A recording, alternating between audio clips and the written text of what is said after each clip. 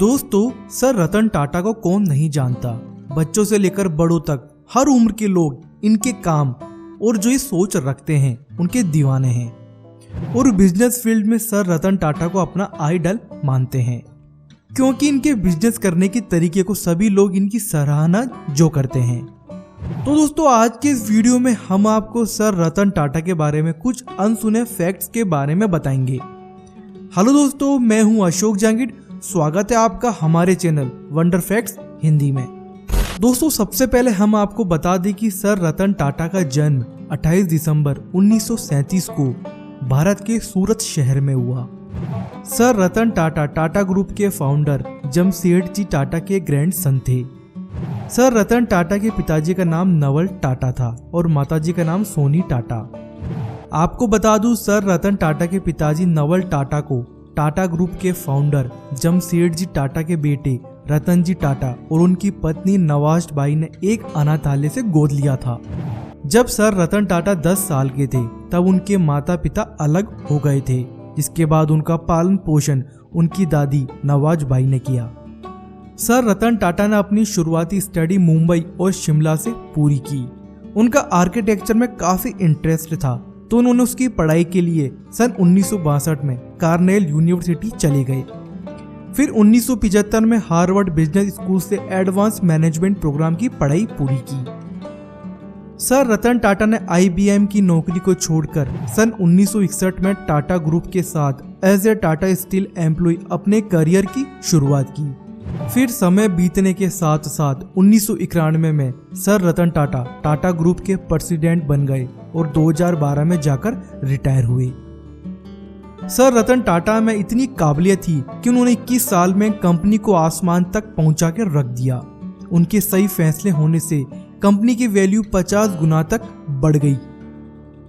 मुंबई के 26/11 का ताज अटैक, जिसने पूरे देश को झकझोर के रख दिया था, उसमें मारे गए लोगों के घर जाकर लाखों रुपए दिए।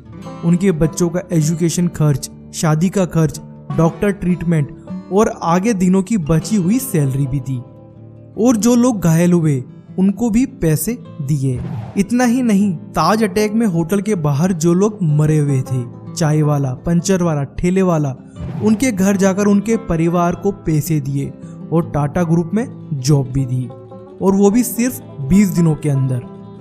सन 1999 को टाटा इंडिका को लॉन्च हुए 1 साल बीत चुके थे, लेकिन टाटा इंडिका टाटा ग्रुप के लिए कोई खासा फायदेमंद साबित नहीं हुई, जिससे सर रतन टाटा इससे पीछा छुड़ाने का मन बना चुके थे।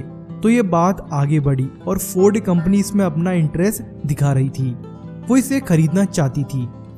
तो सर रतन टाटा अपनी पूरी टीम के साथ मीटिंग के लिए फोर्ड के हेडक्वार्टर डेट्रॉइट चले गए। वहां पर कुछ बात बनी गई थी, लेकिन फोर्ड के एक अधिकारी ने सर रतन टाटा को मजाकी अंदाज में ये कहा कि जब आपको पैसेंजर गाड़ी के बारे में कुछ पता नहीं है तो मार्केट में क्यों आए। ये डील करके हम आप पर एहसान कर रहे हैं। ये सब सुनकर सर रतन टाटा काफी उदास हो गए और उनको ये बात काफी चुप भी गई थी। फिर जब वो अपनी टीम के साथ वापस मुंबई आ रहे थे तो उन्होंने कहा कि ये डील कैंसिल कर दीजिए।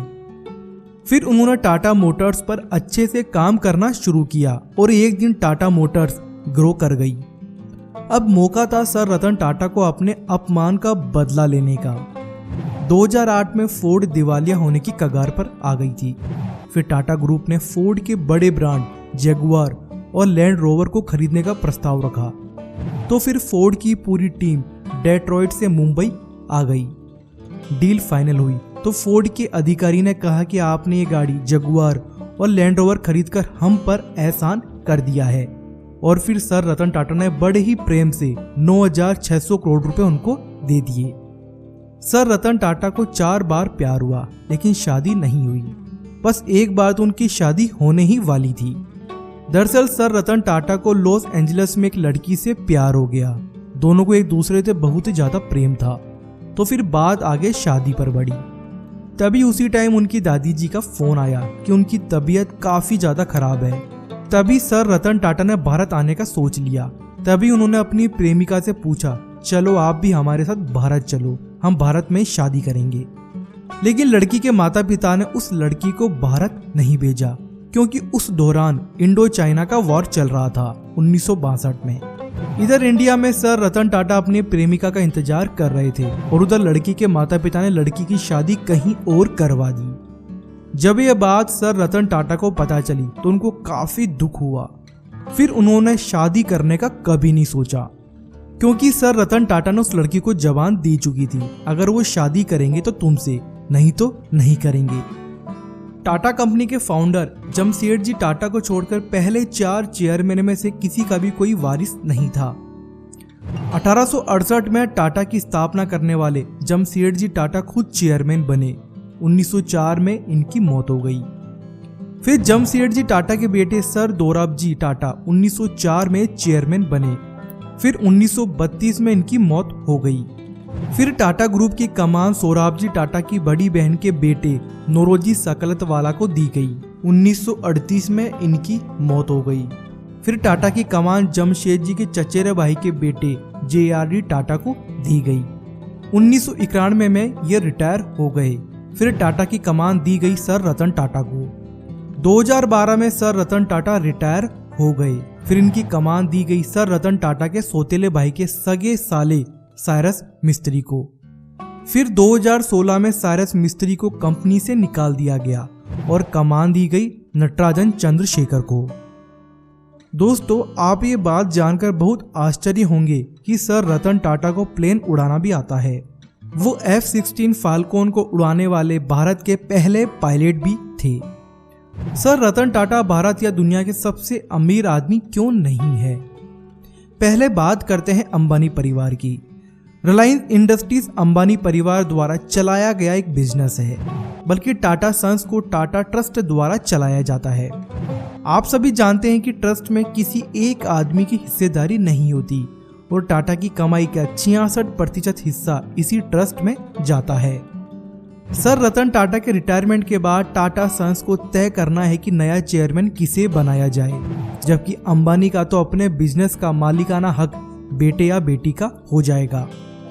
अकेले आदमी की कंपनी ना होने की वजह से सर रतन टाटा सबसे अमीर आदमी नहीं बन पाए, लेकिन फिर भी रतन टाटा दान देने के मामले में सबसे आगे हैं। टाटा ग्रुप की तरफ से इस कोरोना महामारी से लड़ने के लिए 1500 करोड़ रुपए का योगदान दिया गया है। टाटा ग्रुप के अंडर 100 कंपनियां आती है, जिसमें टाटा की चाय से लेकर 5 स्टार होटल तक, सुई से लेकर स्टील तक, कार से लेकर हवाई जहाज तक सब कुछ मिलता है। सर रतन टाटा को कुत्तों से भी बड़ा प्यार है और इसके लिए उन्होंने मुंबई वाले घर में बारिश के टाइम में कुत्तों को रखा जाता है। दरअसल वहां पर गली के कुत्तों के लिए कई सारे कमरे बनाए हुए हैं और इन कमरों में कुत्तों के लिए हर वो सुविधा है जो उनको मिलनी चाहिए। हालांकि सर रतन टाटा के पास खुद के 2 डॉग्स भी हैं, जिनका नाम टीटो और मैक्सिमम है। सर रतन टाटा कार का बिजनेस तो करते ही हैं, लेकिन उनको कारों का भी बड़ा शौक है और इसी वजह से उनके पास कारों का एक अच्छा खासा कलेक्शन भी है, जिसमें कई लग्जरी गाड़ियां भी है। तो दोस्तों, ये थी कुछ सर रतन टाटा से जुड़ी इंटरेस्टिंग बातें।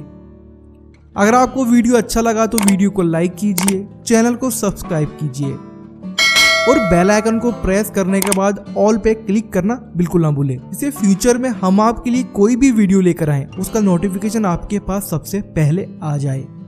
आपका बहुत बहुत धन्यवाद वीडियो देखने के लिए और ऐसे ही प्यार बनाते रहिए। तो चलिए मिलते हैं अब अगले वीडियो में।